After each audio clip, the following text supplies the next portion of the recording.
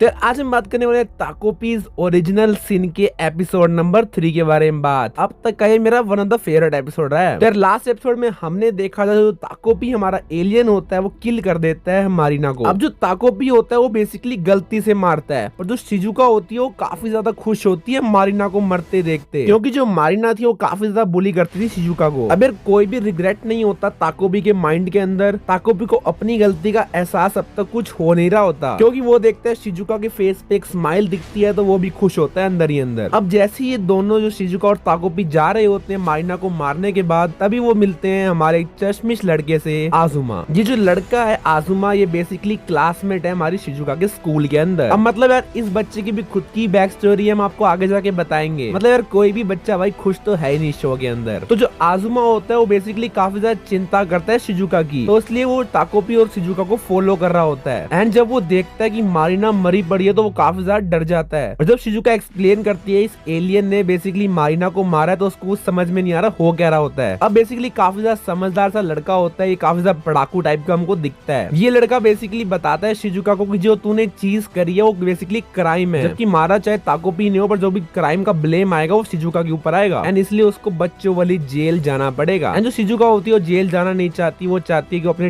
Dog चापी से मिले, इसलिए वो बेसिकली मदद मांगती है आजुमा से ताकि वो उसकी मदद करे। उसको लगता है सीन से समझदार बच्चा है, ये शिजुका की मदद करेगा मारिना की बॉडी को छुपाने के अंदर। एंड जो हमारा लड़का होता है वो ये भी जानता है कि किसी क्रिमिनल की मदद करना वो भी एक क्राइम है, तो हमारा बंदा विलिंगली क्राइम करने के लिए भी हाँ कर देता है। अब इसका भी बेसिकली एक रीजन है, हमें पता लगता है जो छोटा सा लड़का है उसके ऊपर काफी ज्यादा प्रेशर होता है। अभी आपको बताता हूँ, जो छोटा लड़का है आजुमा, उसका बेसिकली एक बड़ा भाई भी है। अब होता क्या है, जो आजुमा का बड़ा भाई है वो काफी ज्यादा होशियार लड़का है, उसके हर टेस्ट में 100 आउट ऑफ 100 आते हैं। एंड जब उसके बड़े भाई के 100 आते हैं तो उसके पेरेंट एक्सपेक्ट करते हैं उनका छोटा बेटा भी काफी ज्यादा मार्क्स लाएगा, हर टेस्ट में 100 आउट ऑफ 100 लाएगा। पर ऑब्वियसली हर बच्चा सेम नहीं होता, हर बच्चे की कैपेबिलिटी अलग होती है। पर इसके जो पेरेंट्स होते हैं वो ये चीज समझ नहीं पाते और बेसिकली कंपेयर करते हैं इसको और इसके भाई को। तो छोटा सा लड़का काफी ज्यादा मेहनत भी करता है पढ़ाई करने में ताकि ये भी 100 आउट ऑफ 100 ला सके अपने भाई की तरह, पर इसकी मेहनत कभी भी कामयाबी नहीं होती और कभी कभी क्या हमेशा इसके मार्क्स डाउन पे डाउन जाते हैं प्रेशर की वजह से। तो आज तक इसको ऐसा होता है कि इसके परिवार वाले कभी इससे कुछ ज्यादा उम्मीद करते ही नहीं है।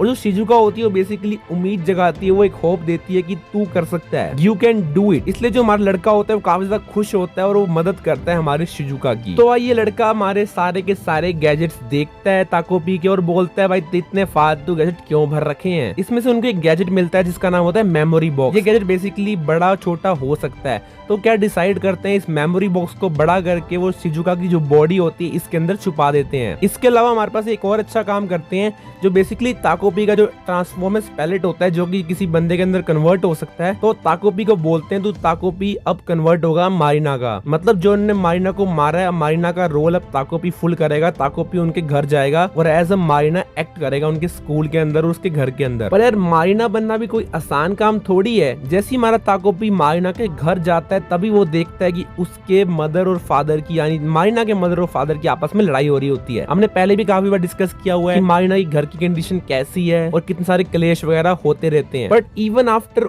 ऑल दैट जो तीनों लड़के होते हैं, तीनों बच्चे होते हैं, आपस के अंदर काफी ज्यादा एक बॉन्ड फॉर्म करते हैं और बेसिकली प्लान बनाते हैं किस तरह से वो टोक्यो जाएं। मारिना को ये लगता है जो उसका डॉग चापी है वो बेसिकली उसके फादर के पास है और उसके फादर रहते हैं टोक्यो के अंदर, इसलिए वो कोशिश करते हैं, प्लान बनाते हैं किस तरह से छोटे बच्चे अकेले अपने आप टोक्यो कैसे जा सकते हैं। एंड जो इस प्लान बनाने का जो हमारा लीडर होता है, जो इंटेलिजेंस ब्यूरो होता है, वो हमारा लड़का आजुमा होता है। एंड आजुमा के अपने अंदर भी काफी सारे थॉट्स चल रहे होते हैं, वो अपने आप को अपने भाई से लगातार रोज कंपेयर करता रहता है। उसको ये लगता है कि उसका भाई पढ़ाई में भी इतना अच्छा और वो पार्ट टाइम जॉब भी करता है। असल में हमको हिंट दिया था कि जो बेसिकली जो स्पेक्स, जो चश्मे हमारा चश्मिश लड़का पहनता है वो उसके भाई ने उसको गिफ्ट किए थे। अब जो आजुमा की फैमिली है वो काफी ज्यादा अमीर फैमिली और वेल टू डू फैमिली हमको लगती है देखने से। पर जो फिर भी जो हमारा आजुमा का भाई होता है वो पार्ट टाइम जॉब करता है और खुद से पैसे से ही खुद के लिए गिफ्ट खरीदता है और खुद की गर्लफ्रेंड के लिए भी गिफ्ट खरीदता है। हमें पता लगता है जो आजुमा का भाई होता है उसने अपनी गर्लफ्रेंड के लिए और खुद के लिए एक मैचिंग रिंग्स खरीदी होती है। एंड आजुमा आजुमा को ये लगता है कि भाई उसका भाई ऐसे ही फालतू में इतनी ज्यादा मेहनत करता रहता है,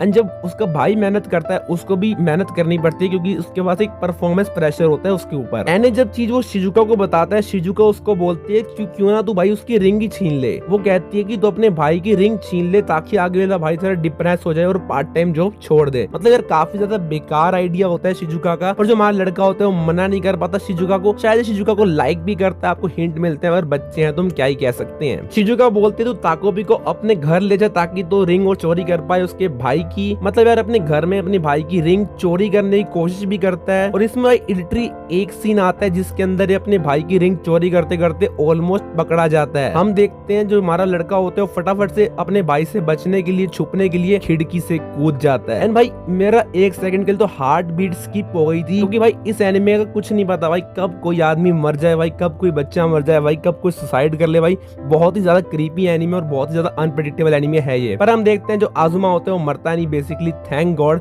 ताकोपी उसको बचा लेता है अपने गैजेट से। But at the end of the day हमारा लड़का रिंग नहीं ले पाता, नहीं चोरी कर पाता। पर यार कुछ भी कहो यार, एक चीज तो मैं बताऊंगा, अब कितना भी किसी को प्रिटेंड कर लो, हमारा ताकोपी कोशिश करता है मारिना बनने की, पर एक माँ से आप छुप नहीं सकते। मारिना की मदर होती है वो बेसिकली पहचान लेती है कि जो ताकोपी है वो मरीना है, वो असली मरीना नहीं है, क्योंकि यार माँ के सामने से कुछ छुप ही नहीं सकता ना। एंड इसलिए जो हमारी मारिना की मम्मी होती है वो बेसिकली ले थप्पड़ मारती है, 2-3 थप्पड़ लगाती है हमारे ताकोपी के, एंड थप्पड़ लगाने के बाद वो रोने लग जाती है। जो बेसिकली जो मारिना की मदर होती है वो काफी ज्यादा इमोशनल हो जाती है, वो बेसिकली बैक करने लग जाती है, जमीन पे गिर जाती है। वो हमारे ताकोपी से रिक्वेस्ट करती है कि उसकी मारिना उसको वापस दे दे। उसकी मदर बोलती है कि वो एक बहुत ही बुरी मदर रही है, एंड ये चीज मानते भी हम। जो मारिना की मदर है वो काफी ज्यादा मेंटली अनस्टेबल हो गई थी, क्योंकि उसके फादर के साथ उसकी रोज डेली लड़ाइयां वगैरह होती रहती थी। पर ये फैक्ट आप नहीं भूल सकते कि जो मारिना की मदर है उसने उसको बर्थ दिया है, गिफ्ट कैरी किया उसको, एंड उसको इतना बड़ा पाला पोसा है आज तक। तो डेफिनेटली जो मदर और डॉटर का बॉन्ड होता है वो काफी ज्यादा एक स्पेशल बॉन्ड होता है। एंड जब ये चीज ताकोपी सुनता है वो रियलाइज करता है उसने कितनी बड़ी गलती करी है। उसने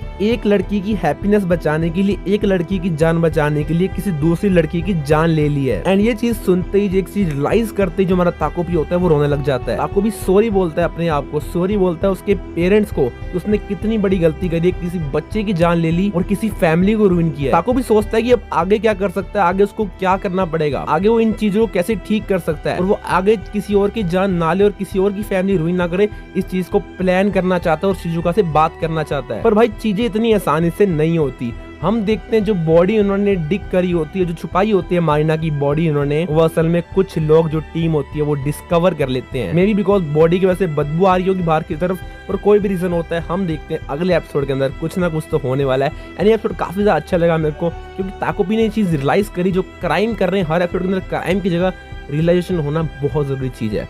तो देखते हैं अगले एपिसोड में क्या होगा। मेरे वॉचिंग, गुड बाय।